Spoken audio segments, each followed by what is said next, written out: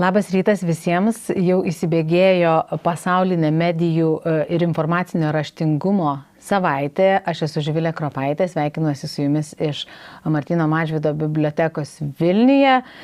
Šiandien mes dalysimės patirtim su Suomija, kalbėsim apie medijų raštingumą visiems, dalysimės mokymų pavyzdžiais iš Suomijos irgi ir taip pat paskui kalbėsim, užduosim klausimų apie pavyzdžius, kuriuos išgirsim ir tikrai tikiu, kad bus naudinga. Suomija tikrai turi pažangių pavyzdžių ir tikrai seniai su šita tema dirba, tai tikrai tikiu, kad bus naudinga ir dabar mes keliamės tuomet į Suomiją. Let me move to Finland, and I have just welcomed everybody to the Global Media and Information Literacy Week, which we have held here at the Martynas Mažvydas Library in Vilnius.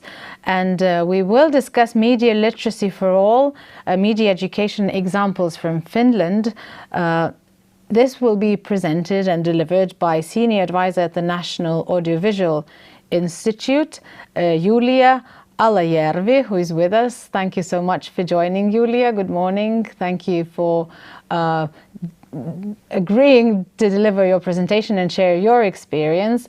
And we want to hear from you. We're all ears. The floor is yours. Thank you again. Thank you so much. And hi all. Thank you for inviting me to your event, and happy Global UNESCO Meal Week from Finland, Helsinki. So I'm happy to present you some examples from Finland. What does media literacy mean for us, and what we are doing to improve it. So my name is Julia Alajärvi, and I am Senior Advisor in National Audiovisual Institute, or KAVI as we say it in Finnish. And KAVI is a governmental organization under the Ministry of Education and Culture. Our one obligation is to promote media literacy and to develop media education in Finland. So here you can see the contents of my presentation. I will first tell you about why media literacy is important in my or our opinion. I will give you some Finnish perspectives of media literacy. And finally, some resources for educators you can see or you can use in your own work. But let's start with a more general look at media literacy. When we live in a mediated and digitalized world, new literacies like media literacy and information and communication technology skills are essential competencies for all citizens. So media literacy includes competencies such as how you evaluate media, how you act in media environments, and also how you produce your own media content. So good media literacy skills, they help the individual to make better choices and benefit for the new technology and communications. And ultimately, good media literacy skills, they promote democracy, peace, and sound economy. So these are not small things at all. Media education is a way to help people to be more media literate. So I talk lots about media education. It is teaching, it's guiding, training, information sharing, and making things together. And we believe that media education should always be goal-oriented. Yeah, you first need to have a purpose, that comes always first, and the means, how you do it, comes second. Sometimes adults can think, we're talking about media education of children and young people. So sometimes adults can think that media education is not needed because children already use so much media. But this is exactly why media education is needed. So I don't know if you have heard about a phrase, or if you use the phrase digital native. At least in Finland, it was yesterday I read about it in newspaper that someone was digital native. So that idea is that children will be skillful media users by themselves. That's basically the idea, that they are born in a certain age, and that's why they are digital users, very skillful digital users.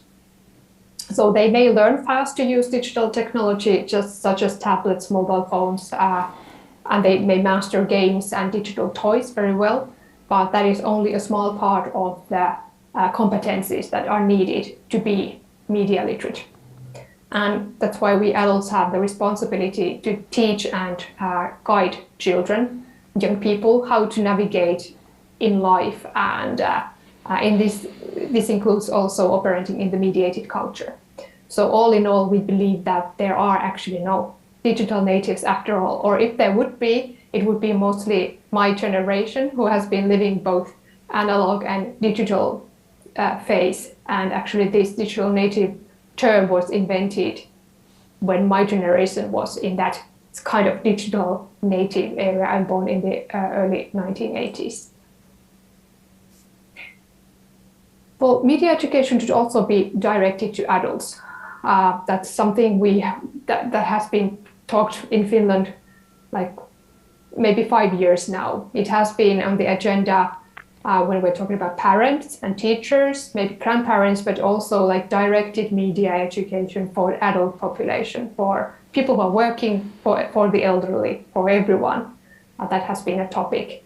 And media literacy contents and guidance for adults can be offered in different kinds of training inside work or in your free time in more informal places, like in libraries, in care facilities, you name it. And media education for adults should always be based on the interests and the needs of the individual. So then it's motivated to learn things that are needed in the mediated culture also for the adults. I will dig some deeper in the Finnish perspective when it comes to media literacy and media education.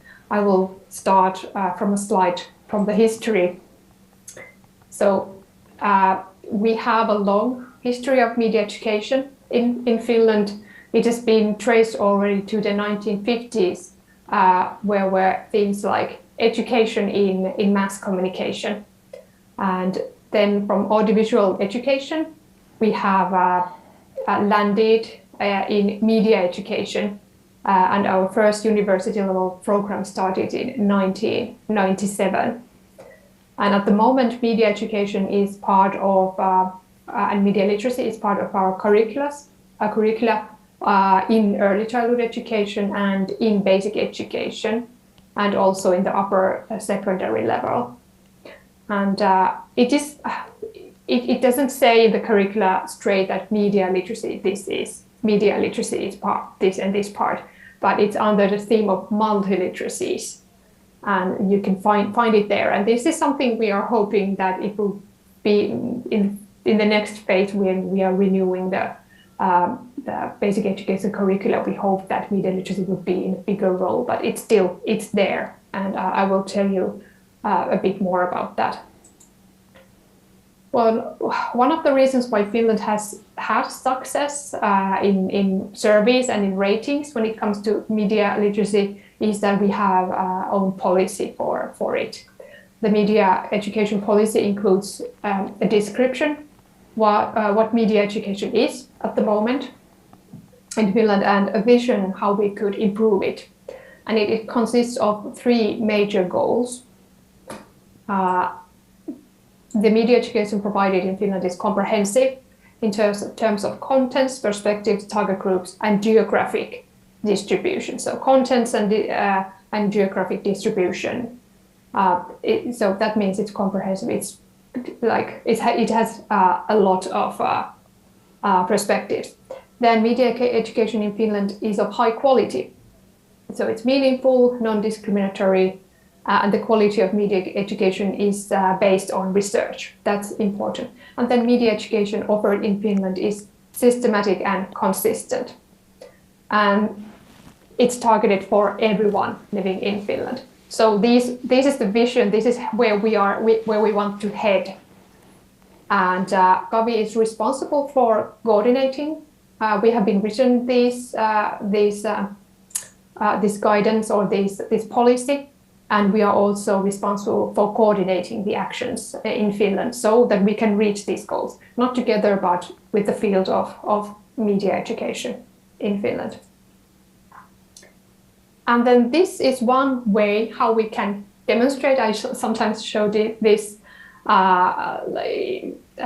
infographic, if I can say, to demonstrate the perspectives media literacy Kavi and Finland is usually having, or how we want to explain the relationship between media education and media literacy. So first, in the left corner, we have the mediated life we are living at the moment. It's personal, it may be professional and public. Living in the mediated world requires media education. So media education can be formal, like in schools, or it can be more informal, provided by libraries or youth workers and so on. And you need to naturally have access and participation. And the actual competencies and processes you can see here on the bottom corner. You need to feel things.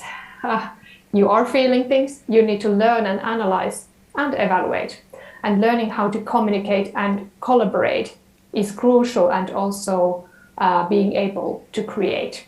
So all this combined means one can be media literate. You don't have to be like mastering everything, but like these are the like particles that you need to have. You need to know. You need to have something from everything, from each. And then what is it? Is the meaning of media literacy? Ultimately, it aims for peace, democracy, sustainable economy, and all in all, a good life. So just a quick look at a couple of theme weeks we are organizing in Finland when it comes to media literacy. Our own media literacy week is on February. It has a long history why it is there and not at this place in October. And it was the 10th time we were celebrating this year, so 10 years anniversary we were having. And annually we have around 50 partner organizations that are creating new content or organizing events during that week. And the week is all about communicating what we have done in Finland to offer media literacy, and about giving the educators the tools they have. And it's aimed for schools, teachers, educators, in libraries, museums, like for very big part of Finns are taking part, at least in schools and in daycare centers. And during this fall time, we have another theme week, National Games Week. It's during the International Games Day, I believe. I think this is the 12th time, so it has a little bit longer history than Media Literacy Week. And the Games Week, it promotes good gaming culture and highlights the importance of game education. So each year we have some certain theme for the week, and also we announce the game educator of the year. And during the game week, organizations are encouraged to organize gaming events, and each year we have around 300 to 400 events. And it's organized by game educators, organization or a network of game educators, and Kavi is responsible for coordinating that group. So next I will give you a short list of examples of Finnish media education in different parts, because I believe you are also coming from different parts of sectors from the society. And so I hope this will give everyone something. I will tell you about early childhood education and preschool, basic education, Libraries and target group I call general public. So in Finland, most of the children take part in early childhood education and care. And 1 year before the actual school start, it is obligatory to take part in pre-primary education. I think this is quite common in many European countries. They both, early childhood education and pre-primary school, they both have their own core curriculum, and media literacy is under the theme of multiliteracies there. And the teachers, they have a lot of freedom, and it's so much up to them what they teach about media literacy. The curriculum gives the basic idea or the basic frame for what they teach. There is still lots to do when it comes to media literacy education and small children. The teachers, like I said, they have lots of freedom, and that also means that somewhere media literacy is not seen as important that we would hope. There are many reasons for that. And Gavi and other organizations have created lots of content and training for early childhood educators. And I will tell you more about some program in the basic education section. But there is also training for the teachers when they are studying to be early childhood educators. So there is something in their training when they are studying, but very little at the moment. So there's a lot we have to do after they have graduated when they are in work life. So we believe that the first step is to ensure the educators that media literacy is relevant also for the smallest of the children. If the children are using media in some way, so they are in need of media education. Not only by the educators, but also together with the help of the families, naturally. And it is important to emphasize that media education starts with small steps, and it can be first something, just anything without devices. So no devices needed first. And in ideal model, media literacy should be integrated in every step of the educational path of children. And this should benefit both the children and also it makes the work a lot easier for the educators, from the small children to the young people. So if we move to the basic education, it means in Finland grades 1 to 9, so children are from year 7 to 16. Also the curriculum of basic education, media literacy is integrated in the theme of multiliteracies, but also it is in different subjects, mostly in Finnish language and literature, then in history, in religion also, and then on arts education from the visual side of things. And like with smaller children, teachers still have a lot of freedom, and it has its upsides and also challenges. So to help the teachers better integrate media literacy in their work and to increase the quality and also equality, the program called New Literacies was launched a couple of years ago.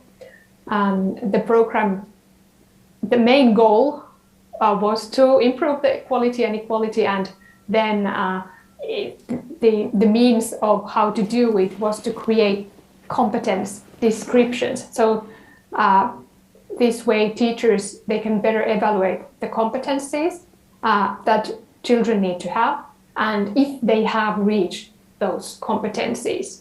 So we really wanted to create like a chart of the competencies needed and the descriptions for them, how to get there. So in media literacy, the competencies were divided in 3 main categories. So we use this kind of category or the model where we have interpretation and evaluation of media, then media production, so creating your own media, and how media is produced, and then operating in the media environment. This includes like safety skills. for one example. And all these 3 categories are divided in 4 subgroups, and they all have their own descriptions. And it may sound a little bit chaotic, so I will give you one example what the descriptions look like. So here we have the example of the major area of interpretation and evaluation. So this one of the 3 major areas of media literacy. And it has a subgroup called Understanding the Influence of Media. So here we have a competence description for pupil in grades 3 to 6, so from 9 years to 12 years. And it says, the pupil is able to give some examples of how media content affects their actions, knowledge, opinions, and impressions. The pupil examines the effects critically. So this is something we are waiting that the children, at least when they are in the grade 6, so around 11 to 12 years, so they have these kind of competencies, and the teachers should teach, they should act so that these competencies have reached. And this is one example of the competencies. So each subgroup has several descriptions, and they evolve when people get older and have more experience. And these same competence descriptions you have also for smaller children, but naturally they are more different when you are talking about a 3 or 4 year old child. And so the descriptions are not aimed for a child in general. It starts in basic education, but the descriptions are aimed for the teachers, the educators, what you should do, what you should be able to do. But in the basic education, it's aimed for the pupil itself, that these competencies you should have when you are in grade 6. So to help teachers and the students to easily use these descriptions, Gavi and partners have created a huge amount of content and training courses for teachers to get to know the descriptions, how to reach the competence levels. And the main goal, like I said, in this new literacy program is to promote media literacy for children and young people and to make it more of high quality and more equal. Besides media literacy, the program offers competence descriptions also for programming skills and ICT competence. You can check the new literacies if it is something you find useful from our website. You can see the address there, and it's in English also. But then enough about basic education, a couple words about a library section. So Finland is one of the countries in the world who has own law for the libraries. Media literacy is covered in the Act, in the Library Act, and libraries offer many kinds of services that include media literacy and media education. For example, many libraries have media literacy themed programs for preschoolers, and they also offer digital assistance for the adults, especially for the elderly. In some cases, libraries are more independent, what they offer, and sometimes a city or a bigger region has a more detailed plan what all the libraries should offer when it comes to media literacy. When we think of the tasks, what libraries are performing, I think it really has changed, at least in Finland. Like books and literature is only one part, although a very big part of libraries, but the role of media literacy has more relevancy every day. Well, in order to help libraries and their specialists to better integrate media literacy in their work, we have given them guidance, created content and directed communication towards them. And a couple of years ago, we created, when the last version of the Library Act was quite new, for everyone working in the library section, we wrote library managers a guidance, a short guidance. What does the law say about media literacy? You can see the front page of the guidebook in the picture. So it's what does the law say about media literacy in libraries and what they should do next. And the point in the guidance was that the texts were written by people working in the library section. So we asked them to give ideas and what they have done. So the perspective was from the inside, and we think that was very, very important.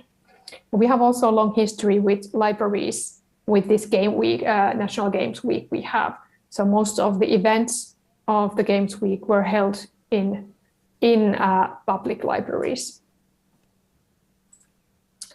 And lastly, in this section, I will show you 2 slides about media literacy for general public, especially for the adults, because media literacy is also on the agenda of many private companies and media houses. And especially news organizations in Finland have their own programs and content for different target groups. We have a theme week, which is 1 week before Media Literacy Week. So we have kind of 2 weeks of Media Literacy Week when we have this kind of newspaper theme week in Finland also in the wintertime. Finnish public broadcasting company called Yle is an important source for the general public because it is free and it's available for all, and it's objective. And so the public broadcasting company has media literacy content both for adults and for children. And for basic education, there is, for example, a program of news media literacy. And for young people and adults, they have created content like the picture you can see here, the digital escape room, Troll Bunker, that educates about disinformation and influencing through media. And then for the adults and the elderly, they offer digital training sessions, a program where to train important skills like using social media, what is social media, and of course more like relevant skills like using your electronic bank account and so on. I believe libraries also in Finland do a lot of this kind of guidance, but this is something that is offered in video format and in different kind of formats. So in this last section, I would like to give you something more concrete, some examples of our materials that are available in English. I have the links in the presentation. You can check them later, and our materials are always free, and also in Finland we ship them for free when we have printed versions. So first, before showing you the more concrete resources, everything I have told you today, or more or less, is also in this guide for Finnish media education, promoting media and information literacy in Finland. It takes a look at how Finnish media education is promoted through national policies and in various organizations and projects. So much of that I told you today, but lots of more. And this is the kind of material that is aimed at promoting Finnish media education in international contexts. But for the actual resources for educators, one of our main products that we have been printing for years, we have renewed it also, and we are going to renew it soon. We have the Children and Media Guide, a handbook for parents and guardians.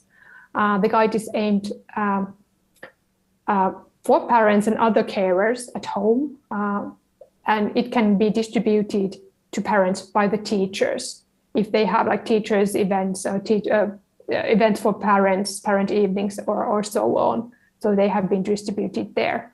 And it covers themes like age restrictions, which is of course something that every country has different. It covers hobbies, social media, and privacy online. These are some of them. So if someone is organizing, or maybe you already have something like this yourself, so there you may have some ideas. And there's a link in the actual presentation. So here are some materials we have also translated into English, which are aimed more for for educators, strictly not for parents, but for educators.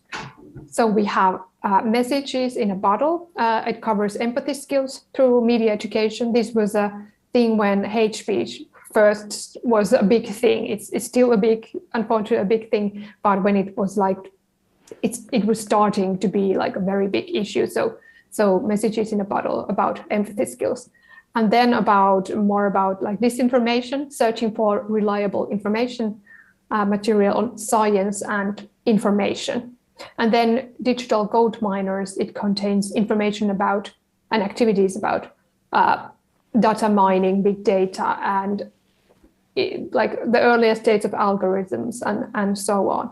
And all of these materials include also info texts about these things, and then like lesson plans. And the materials are created so that they can be used with smaller children. There are like easier tasks aimed for smaller children, and then for young people, and also for the adults.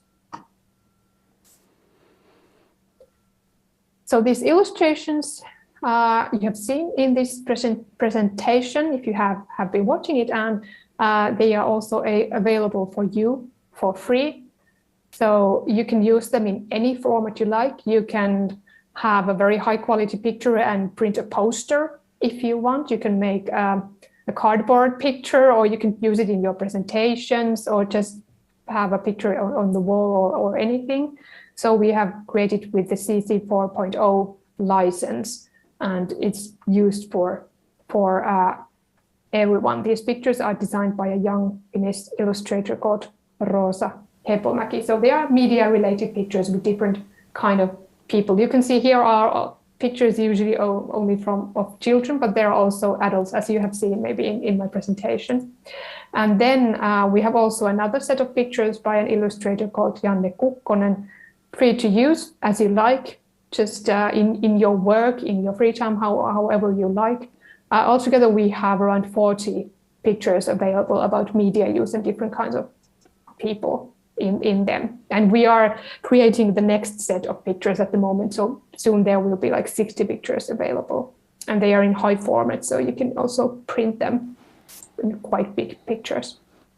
And when you use the pictures, if you use them, we hope you mention the source, mediataitokoulu.fi. It means our media literacy school, where the pictures are located at the moment.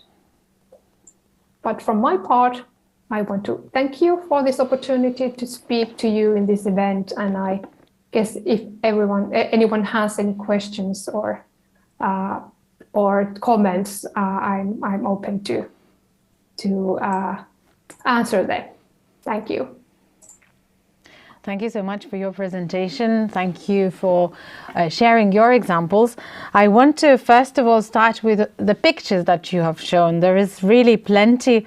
How do you find that instrumental? How do organizations, educational institutions, how do they mostly use them? Do you have any good examples? Because, since you have mentioned that yet a different set of pictures is being created, I understand that you have proven this really successful.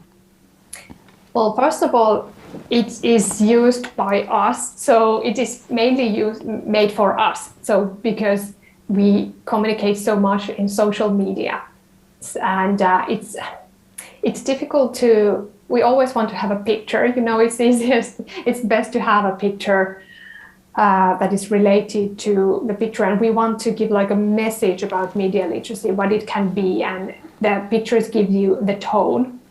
And usually we want to give a positive tone, even though the subject would be like something more serious. Then we have pictures for more serious context also.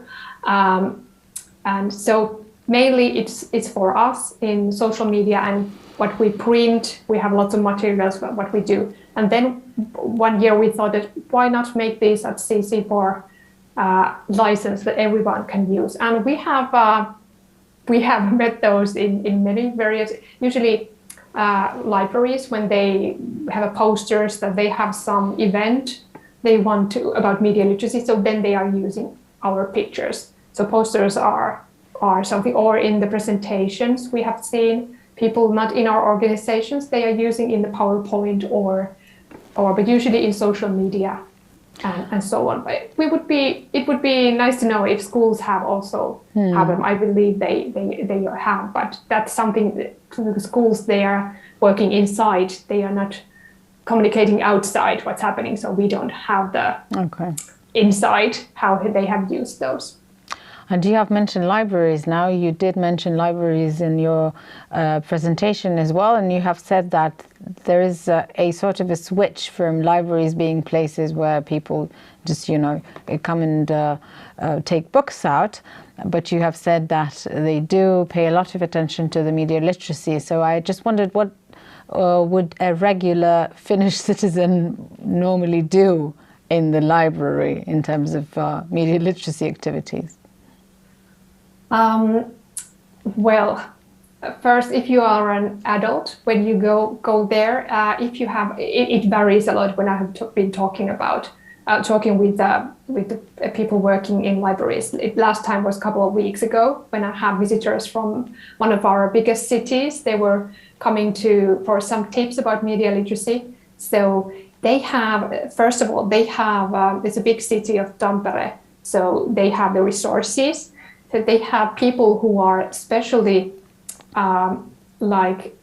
targeted to media literacy or digital competence issues. So I think they have 8 people in the whole city, and they are working in different libraries in different days.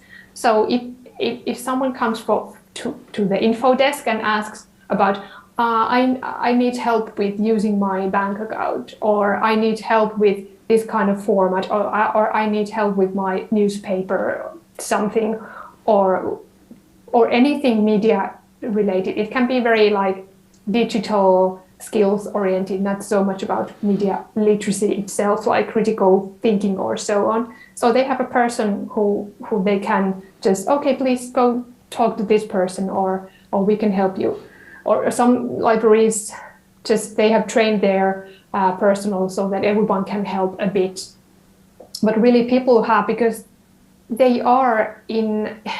some services are only in digital formats at the moment, and when people who has been out of workforce for many years, maybe 20, 30 years, or hasn't been in the workforce or hasn't studied much, so they feel kind of lost. How to do, what to do, where can I get help? So libraries are it's easy to go to a library and ask for help. And so they have become this kind of centers for many things. In Finland, we can loan rowing boats in Helsinki. In library, if we need to renovate something, libraries have these kind of services. So it's more than just media literacy that they are offering. But yeah, it's more and more this kind of citizen help center kind of work. Okay. What do you think, what sort of a result has this sort of a long and a strong policy on media literacy had in Finland? How would you describe a regular Finnish citizen, how resilient they are to the new media literacy challenges like fake news and propaganda and whatnot? Is a regular Finnish citizen, you would say, media literate? This is something that is very difficult to say, because it's very difficult to measure.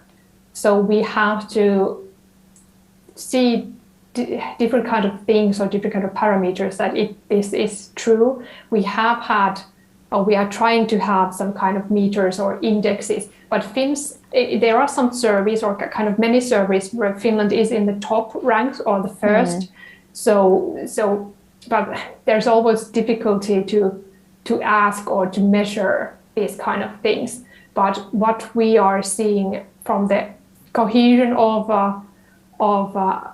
the society, or how people are trusting the government or different kind of officials, so that kind of says that people have a lot of trust, and so that kind of gives the idea that we really have skills when it comes to media and so on. But there are also surveys that have shown that it's not improving as we would hope. And of course, we have the polarization in the society as well. And you can see there are challenges when it comes to social media and the new digitalized world. So there's a lot to do. I cannot say that Finns are more like media literate than this nation, but at least we have, because we have the policies, we have the media literacy in the curricula and so on. So at least we have a good foundation for being media literate, but there's lots to do. And I'm really waiting for if we have this kind of good instrument or better instrument to measure the levels of competencies of people. But when you say polarized, do you then mean that, there are certain age groups or certain less educated and more educated people and whatnot that are more prone to acquiring digital skills? Have you done any research in terms of who is, better at it? Yeah, I don't have like a research I could refer to, but it's known that when you have when you haven't learned, or you haven't been very educated, so naturally that narrows your picture of the world and how you interpret things. So yes, that's true, and the polarization is, I don't think it's not that much between the generations. It's more like where were you born, and who are your parents and your family, your background, what have you been learned at home, and then there are the schools. The school system is quite similar in different parts of Finland. So, but if you have the background is that there hasn't been much like trust in your family, in the government, or in the main newspapers or something. So it's difficult to correct or like to repair it in the school system.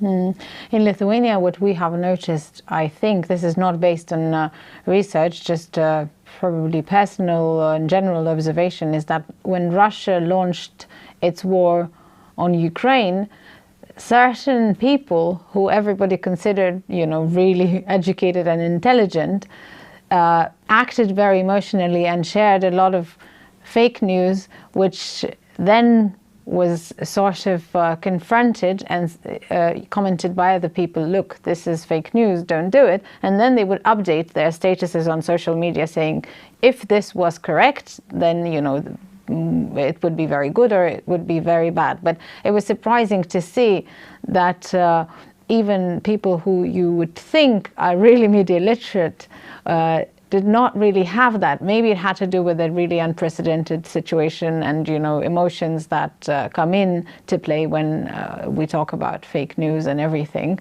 But I just wondered whether you kind of share the same context in Finland, whether all of these media literacy issues, information war, as we call it as well, fake news, disinformation, whether that has also become more relevant recently after the 24th of February when Russia launched its war on Ukraine. I think these themes have become more relevant, but I haven't seen like a peak in these issues. Naturally on 24th of February, 25th of February, the first reaction was like horrified, and we had in our industry or in media literacy field, like all our colleagues, organizations, they were giving guidance for their target groups, parents, teachers, educators, whatever, and about how to react, how to think that, and don't share disinformation, and how to like talk with children about this. It was the main worry because there was so much pictures and so much information, and people were terrified. So first was what to do with children, how to talk about these things, and then the next phase was about sharing what we did already about disinformation, what materials, what we had. Because actually, I think disinformation, misinformation, propaganda, everything, it has been on the agenda from the 2016 after the elections in the US. So I think in a way it has been like saturated already our material markets. So it was not a new thing, and it was good that it has been, because if these things wouldn't be on the agenda, it wouldn't be very different situation. Like this kind of horrifying thing happened, and then the like if it would be a new thing, disinformation, misinformation, and so on. But of course, the context was different. It is so different to talk about polarization in the other side of the Atlantic Ocean in the US, and then it comes very close to us. And like you, we have also a long history, a black history with Russia, and then a little bit easier time, and then the NATO discussions, and so there was a lot. But I think what I have noticed that the agenda of disinformation and influencing and so on was so like typical or normal already, so there wasn't a huge peak. And I didn't notice in the emotions, it's just when you are something happens, of course it's an emotional reaction, and you want to share your support, or you want to take part in the discussions, and then you are also sometimes sharing disinformation or misinformation. And it can be someone who you think it's very media literate. This is something we always have to keep in mind. One of the main pieces of advice that we get from experts here is that, you have to slow down your media usage, breathe in maybe for 2 seconds, and then decide if you really want to share something. But that also has given an interesting point. When I was listening to your presentation, I realized that, the emphasis is mainly on childhood, on children, on starting educating them really on. When we talk about media literacy here, we talk about, adults basically. And I just wondered, yes, we also work and try to work on trying to introduce different media literacy programs at schools.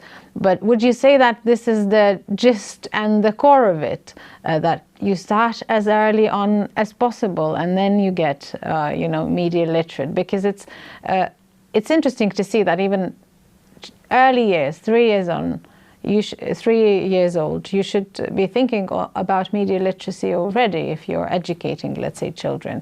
So would you say that this is the main thing, that this is what we have to do? We start from as early on as possible. Yeah, well, think about if you are on like a 5th grader, you are 11, 12, 10.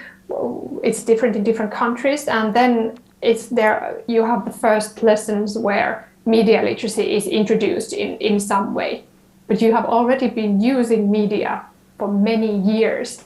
So, or you have these issues are dealt in your adulthood, and so that's really, so I think it's a huge amount of information you should have. And I think media literacy is something that it's something like you're putting your glasses on. So you see a little bit more differently, you see more critically, and you also understand how news are made, because you are consuming news, or you are consuming, like we have a big branch of like a movie education about like movies and so on. So also understanding how the industry works and how we are affected by sounds and emotions and pictures and so on. So it's a huge burden for the teachers and the educators, and also for the families, if you don't have media literacy from a small child on. I understand that it's a big thing or a big step if there is no anything in the curriculum, So it's very difficult, but it can be integrated quite easily. First, taking a newspapers or a magazine and checking out that what is in there, and we have lots of like ideas what to do with small children. They can be like small things, but at the same time, when we are talking about children and young people and media literacy, we have to remember that, of course, adults, they are an important like target group, because like there may have been something about media education, media literacy when I was at school, but we had the first classes of computer classes, and it was just how to use this and type, and we have the discs and CDs were quite new thing then, and so on. So it's so different at the moment. So people who haven't had any like media literacy issues at school, or there wasn't any computers or social media, so they need a lot. But I think it should be more humane, the target group, or the how you see these things, how you where you come from. But if it comes from the defense section, if in your government media literacy is part of your like national defense, it's naturally different, and from the Ministry of Inside Affairs or so on. If it comes from the education department, naturally it looks different. So it also is about who is the responsible for giving media literacy. Would you say that extensive social media use is something that is also a part of media literacy? I mean, learning how to reduce screen time and things like that, how big of a topic that is in Finland, and what is your main advice maybe for teachers or parents who are really worried about their children using too much of social media and computers and internet and whatnot? Yeah, it's a very big part of media literacy, and this digital well-being is one part of, also I showed you the new literacies program, so digital well-being is one part of this working or acting in the media environments, how you are moving there, what you are doing in the media environments. So the digital well-being is a big issue, and we have had initiatives and programs about digital well-being in Finland by different organizations and us also. Of course, it's something that is affecting us all. So there are like people or young adults are seeking help from the psychiatry. At the moment, they are believing that they have ADHD or other this kind of problems with their concentration skills. But actually, many of them they are lacking of concentration, and mostly it has been named that social media is one of the reasons, and also our work life, when we are working, how much we have these like interruptions on our work. So yeah, it's a topic that is important, and we have, like, for educators especially, we have tips and ideas, but it's mostly, and also for the parents. But we also have this kind of we don't want to talk about so much about screen time, but I understand it's an easy concept. But also when it came to game education, in game education we have, because gaming is maybe the biggest, like when it comes to children and young people, gaming is the one that takes a lot of time. But we have this kind of poster where it said that if a child has, after school, if they have time to do their normal duties, do their homework, if they if they play outside or play inside, something not so much media related, and they are performing their duties at home, of course, according to their age level. So if this is in balance, and they eat and they discuss with the family, or they have this like normal routines. So there is not that much of a time for screen time. Then if the balance of the day during a normal school day or kindergarten day is like correct, and the family should always sit down and have what are our rules, and to talk about the different families have different rules. This is why we have, and then take the children in the discussions. Okay, you want to have this much of time to play or to be in social media. I think this would be better. How can we come to agreement?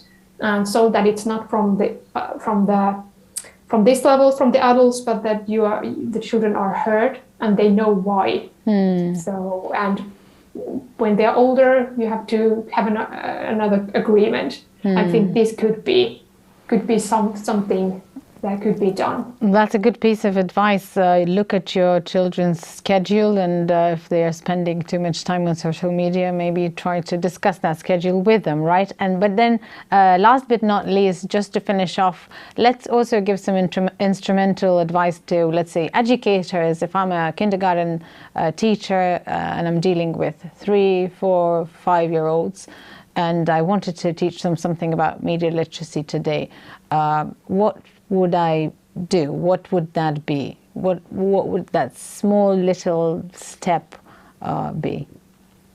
Well, for smaller children, take a newspaper you have in the daycare center or magazines, and have them a lot. You can bring them at home if you don't use ask for libraries or anywhere.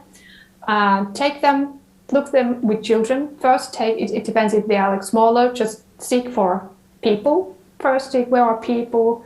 Then on the next reading, you can click the people from the newspapers or the magazines, and then check what are the emotions. Just ask the children to check different kinds of emotions. Like here are sad people, here is the happy face, and so on. Put them on the line.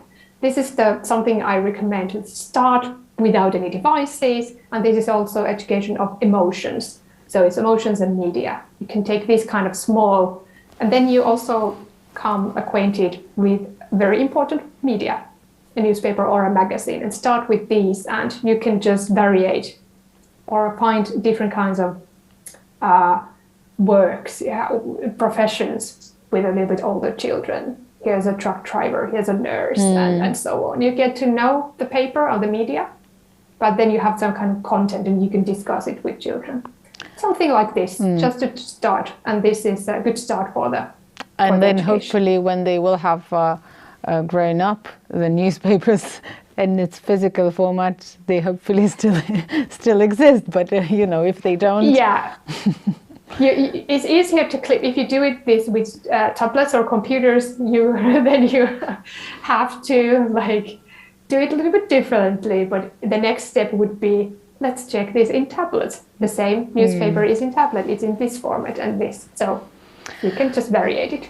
Okay, thank you so very much for sharing these examples, for discussing all of these issues with me as well. And as you have said, the information is available, right? The links are available, and then if someone wants a copy of your PDF, whoever is interested can get a copy as well, or at least the links, right?